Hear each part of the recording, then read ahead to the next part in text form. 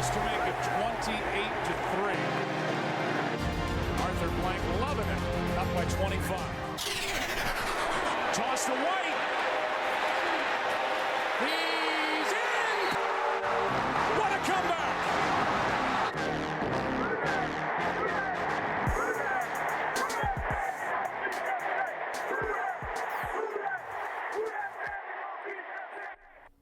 All right, welcome back to another episode of the 28-3 podcast. Today we are going to talk about the Rams and the Saints game coming up on Sunday.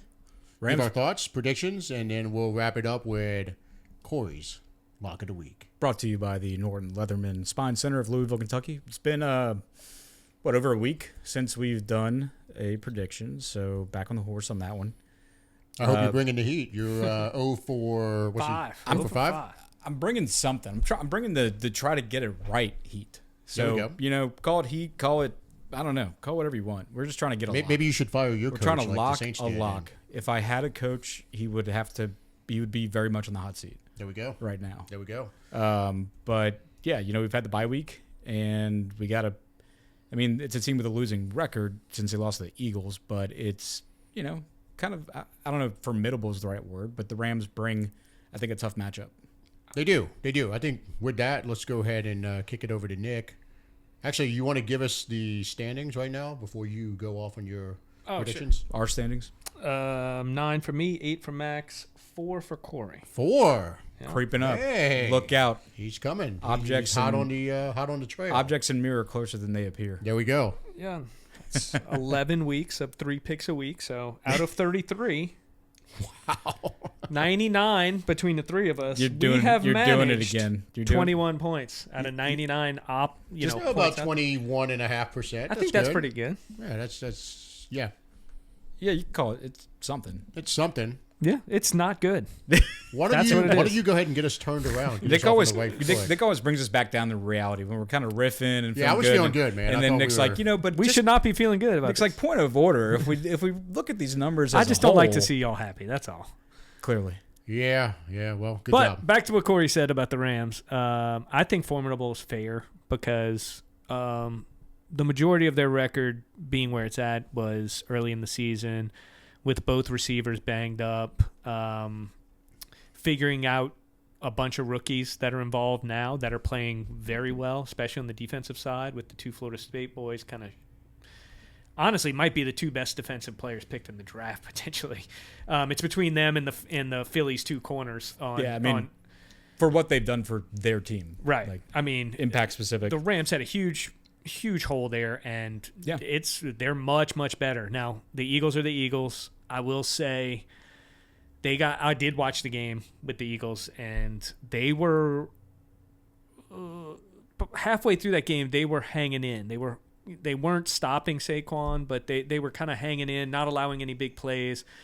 They were forcing field goals. They looked really good. And then on offense, they were moving the ball up and down the field. They fumbled inside Philly's 5, going in for a touchdown. Then I think in the third quarter they missed a field goal, and after they missed that field goal, the game just got away from them, and Philly ran away from them. But the game, if you watched it, was very highly contested for most of the game until the Rams' mistakes are what added up and cost themselves. Since they kind of got Kupp and Puca back working, they beat the Raiders, Vikings, Seahawks, lost to the Dolphins, beat the Patriots, lost to the Eagles. So the Vikings win's a pretty legit win based on what's happened this year. I'd say. The rest, Seahawks are kind of a similar team. They're 6-5, I believe, but kind of, they're a mediocre team. Good, not great. Patriots and Raiders are terrible teams. So what does that mean? It's hard to say. Dolphins have been playing better with Tua back, and the Eagles have been lights out since our win set them on a tear this season. And turns out we thought maybe the Eagles weren't that good. Well, the Eagles are 9-2 after leaving the Dome, 2-2. So they haven't lost since they left here. And Saquon has been a wrecking ball for them. Yeah, an all-time performance last night. Yeah. So what worries me about the Rams? They can run the ball, they can pass the ball. Okay, so that's a problem for us, especially because even the last 2 weeks with Rizz and us winning these 2 games, the defense hasn't locked down anything. They've given up the run, they've given up the pass. Rams can rush the passer too. Yes, they can. Clearly, they couldn't stop the run yesterday, but They couldn't stop Saquon, Puka which might and- be different than. No, they gave up yardage otherwise too. Okay, The other running okay. back had like a 15-yard touchdown too. yeah, Gainwell did. Yeah. I worry mostly about the pass game in the matchup. Yeah. Those two receivers, we don't have anything for them right now. We just don't, in my opinion. No. They're going to find holes. And If they protect Stafford, now they were not able to protect Stafford last night at all. I mean, it was pretty bad on the offensive line, and they've added pieces, but The Eagles are loaded. considering- they on are. defense, They though. killed us. Considering they the killed front, us. yeah. So I think that's what the game's going to come down to is, can we get pressure? Most of the season, the answer to that would be no. The last couple weeks when we needed it, we were able to. It wasn't consistent, but when we needed a play, we got some pressure.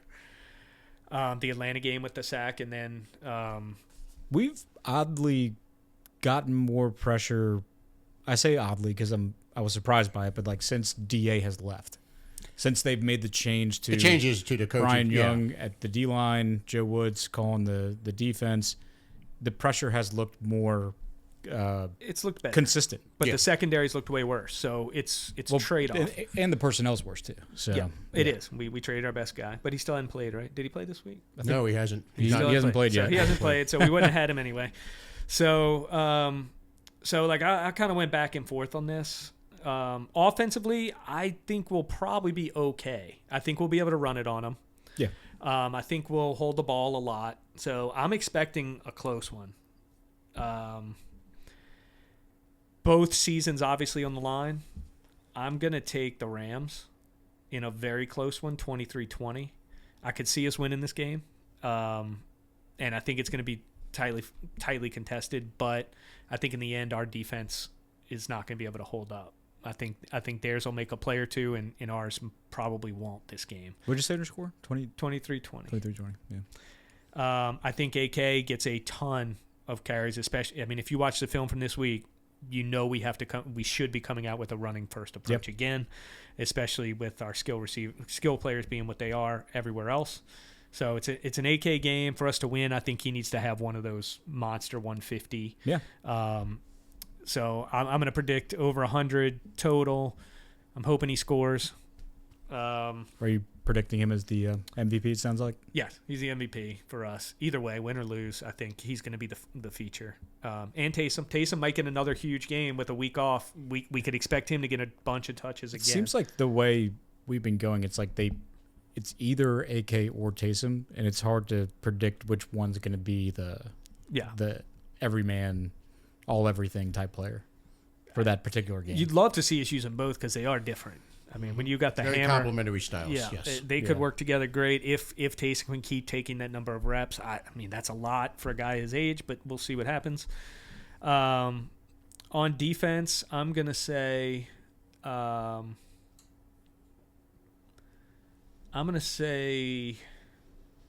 DeMario this game, and I'm hoping we use him in the pass rush more than we have this season. We used him a lot more last year in the pass rush and in the blitz packages than I've seen him blitz this year. We saw a little bit of it in the last couple of games. I think that's what's going to need to get some sacks on Stafford and pressure him up the middle and blitz to have any chance of slowing down that pass game. So I'm going to say DeMario with a sack, double-digit tackles, and it's just kind of the reason we hang in the game on defense. That's it. What was your score prediction? 23-20. 23-20. All right, Corey, I'm going to kick it over to you. What you got? Yeah, I'm with Nick. I just see this matchup as being a hard one to overcome. You know, I do like the fact that we're coming off the bye week. I like the fact that we're, we had a lot of positive play at the end of the Browns game. But again, it was the Browns. There was a lot of things that happened in the Browns game that were concerning for our team before we kind of broke it open. And I say concerning because there were situations where their receivers were getting open and Jameis missed them on third down conversions. Situations our defense was in where if it is a Stafford with Puca and Kupp, you're seeing those third down conversions happen. Or, even worse, you're seeing the Rams get the first down because our guys committed a PI on, like whether it's Puca or Kupp or Atwell shooting down the field and we grab them. They continue the drive because of a penalty on us. We're probably going to have a roughing the passer against Stafford. That's just the way it goes with our guys and a QB like Stafford who's just going to be standing there after he lets go of the ball. So I'm going to go with I think the Rams are going to take this one. I wish it wasn't the case, but I just think the matchup's too hard to overcome. I think because of the passing game, and also I don't think we should overlook Kyren Williams in the running game.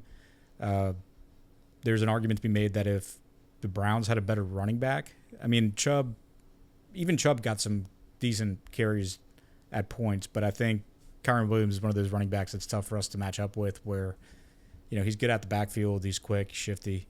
Now, look, he's fumble prone, so we might actually get some fumbles off of him. He fumbled twice last. One he lost, one he got. Yeah. They got back. But I think overall we're gonna have such a hard time with LA's receivers down the field that they're probably gonna be able to pop a few off to Kyren out of the backfield. So it's gonna our defense is gonna allow the yards. I think they're gonna allow the points. The only way we win is if this is a bend but don't break situation where it's nothing but field goals for them. But I do see them scoring, especially with pretty much the same defense last year. I know it was a short week for us, but they can scheme it up to get open. So I think it's going to be a 28-20 win by the Rams. I don't think our offense is going to have enough to keep up. I think Carr's going to be bothered by their pass rush, which is why I think our MVP for the game I was going to go with AK as well, because I think he's going to have a lot of receptions out of the backfield from Carr, where he's not going to have time to go through the entire progression with the way Fisk and Jared Verse been playing, the whole defensive scheme the Rams have had. So, AK is going to have, I think he might have like 60 yards receiving, at least 6+ receptions. And he might very well get some hay running the ball because we saw them allow that to the Eagles. I'm going to go with 150 all-purpose for AK and a touchdown. Okay. And then defensively, I'm going back to the Alontae Taylor well. Wow. It is a double-edged sword in this one. You love abusive relationships. I know. I'm going back. I get that it would make sense to go with like one of our defensive ends, like maybe Chase Young to have a good game with a statue quarterback, but Alontae's going to be in the line of fire, so it's either he's either going to be the defensive MVP or he's going to be the LVP, right? He's going to be the reason we think we lost the game, or he's going to be the MVP. So I'm going to go with him. Give me an interception, a sack for him, and whoa, I don't even know how many tackles, but I think he's going to get the INT INT and a sack is going for it. So yeah, that is really going for it. All right, Max. All right, for much of the same reasons that you guys both laid out, I'm going to go with the Rams in this one. They are, to me, they're just a better team. Also, we traditionally struggle with the Rams. Last year, you and I called it months in advance, saying we were absolutely losing that game, and it came to fruition. I do think this one's going to be a closer game. I'm going to go Rams 24, Saints. Let's go 21. Okay. I think offensive MVP, I'm riding with the hot hand. I'm going with Taysom. I think, like we've laid out, it's either Taysom or Kamara. It just depends on which one gets the hot hand. I think in this one, you're going to see they're going to use Taysom until the wheels fall off.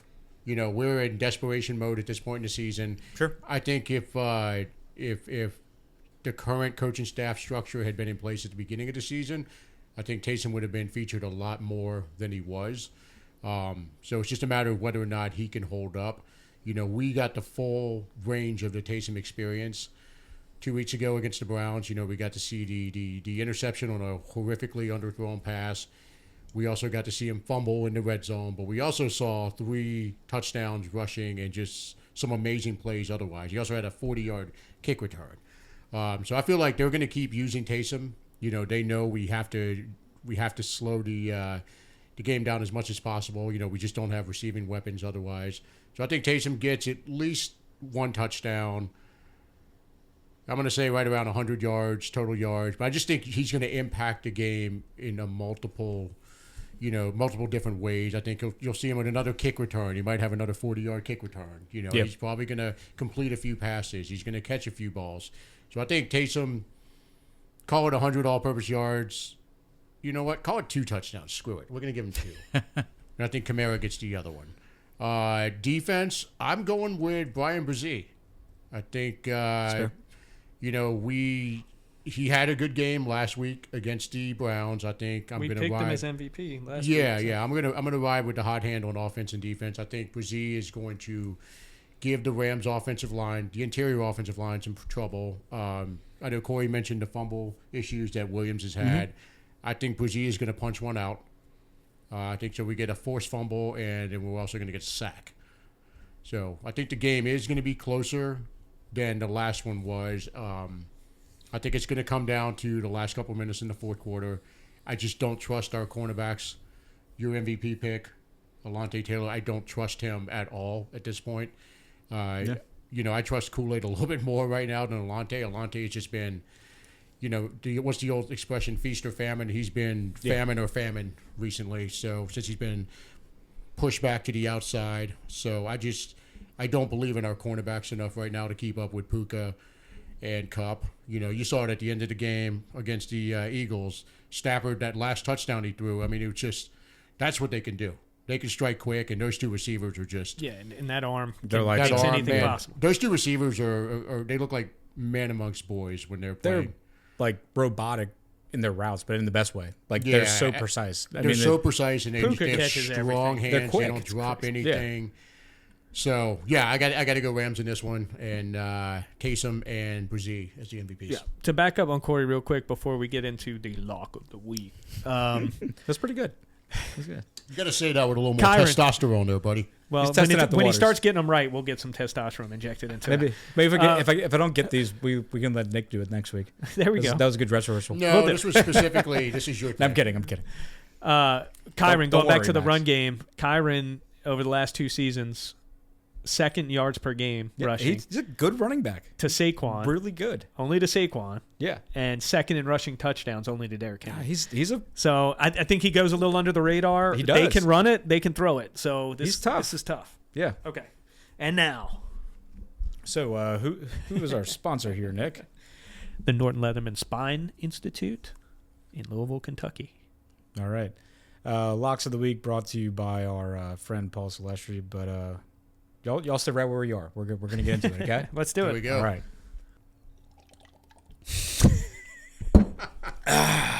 Welcome back to Corey's Locks. We've been off for a week. I've missed you. Did you miss me? You probably didn't, because I haven't hit one for you yet. So we're gonna change that this week. We're back. These guys suggested I do a double lock this week. It's not gonna be exactly a double lock, but it's gonna involve 2 players. When I do these locks, folks, I like to think of good things for our team. But I don't know what the hell our team's going to do based on these past few weeks. They've been good. We've gotten the wins. We've rizzed them up. But we don't know if it's coming from Taysom, coming from AK. Hell, we don't even know if we're going to get the win. We've figured out a way to do it. So I'm going to make this comeback lock. All right? This one's going to stick. Does this one count for 2? Y'all tell me. I think so. You be the judge. I think we'll give you a chance. This is like you doubling down. It's a double lock. It'll be the first lock. So I'm gonna go with a more predictable set of data points here. We're gonna take 2 players from the Rams, and I'm gonna lock in what these 2 guys are gonna do. It's these 2 receivers we've been talking about, Cooper Kupp and Puca and Kupp.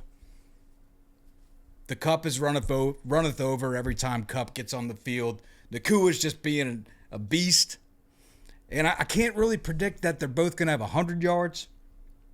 But if you got two receivers on the other team getting 75 yards against your number one defense, that's supposed to be a good defense with the Honey Badger and, kind of a depleted secondary, sure. But you're going to have two guys going for over 75 yards in the same game. That's some low-hanging fruit. Those two specific guys. All right. So that's your lock. We're trying to lock this in. Well, what's the line for each of their yardage for this week? I do not know. That's what I'm looking up because this feels like really, really low-hanging fruit. Probably 60. I bet But you that's your Kupp's lock. I bet you Kupp's is lower and Puca's is higher. Y'all ask for locks. These are your locks. We're gonna alter this lock if we have to. Yeah, because this feels like really low. If the total does not equal the total of Vegas's lines for these two receivers, then you have to amend the lock. Yeah. Fine. I'm fine with it. I'll if do the whatever total- y'all want to do. Y'all ask me for locks. I'm bringing in locks. All right, yeah, I'm 0-4, trying to go all crazy on this thing, and we're not hitting them. We're gonna so this is one that's going to hit. There's nothing on FanDuel. Will you find something? No, I did not. Can't please these guys. I know. I feel like your next lock is going to We be can't let you off Stafford the hook. We I can't feel let like you your off the next hook. lock is going to be Stafford completes 5 passes. Well, that's so much different. Not really. Okay, we'll do it this way. So, I actually think the 150 is probably around where the Vegas line is for both of them combined. Easy. I think They it's both I have think it's to- close. They both have to get 70. And you're trying to over put both at 75. 75. I bet you that's more than an even money parlay. So if it's not, what are we going to do to Corey? He loses a point in our standings. Yeah. I think you're I going to. I can't win with you fuckers. I can't win with you fuckers. My guess is going to be it's about 80. We're trying to for, give them locks. 80, 85 for Puca, and about 65 for Kupp would be my guess, which is 150. So I think it's going to be fine. Look, y'all live with what you got. Okay, you want to come in and say I'm not making locks. We're not hitting them. No. I'm coming in with outlandish shit. I'm coming in with something It that's sounded hard low. to do. It sounded low. It's as I hard think to about do. it, I don't think it's low as a combined. So I'm okay with it. I bet you Cooper's is Yeah, over. that's fine. and Puca's I just feel like that's easy money. It's not, but Our secondary against. Did they both do it of last them. night? They did not. So, but they're way better than us. I could throw. Look, So that's tough. I think Cooper only had 40 something. you want to throw in a bonus? Do they 'cause you both know I score want touchdowns? to. Do they both score touchdowns? You know I want to. Is that they both have 75, and then Kyren Williams has 75 Rushing. rushing. Okay, I'm good with that. It's almost guaranteeing I'm gonna be 0 for yet again. That's a big parlay. But you All three of motherfuckers, 60 They're misses. hitting 150 with no problem together. it's not. They didn't It's each not want aggregate. 75. It's They they would've each missed. have They'd to have get missed. 75. That's hard to do for both of them to go over 75. It actually is hard to do. So You Oh, we're gonna allow motherfuckers. it. We're gonna allow it. I'm disappointed in y'all. But we made him double I'm down. disappointed coming in in. you. Just threw I'm coming Kyren in too. hot. So You're not coming in I'm hot. coming in hot. You're I'm coming coming in- in with a lock. You're coming in lukewarm at best. You're never satisfied. I'm not. You know this. The more I This think is- about this it, is the- for them both to go over 75 means The one's not protested- killing you. The They're both protested killing. locks of the week. No, So- I'm good with it. I'm good with it now. I've changed my stance. Okay. I like it. Yeah. It's good. I think it's actually going to be about the total, and for both of them to have a big game is. If y'all is want tough. locks, it's got to be attainable, guys. Yeah, it does.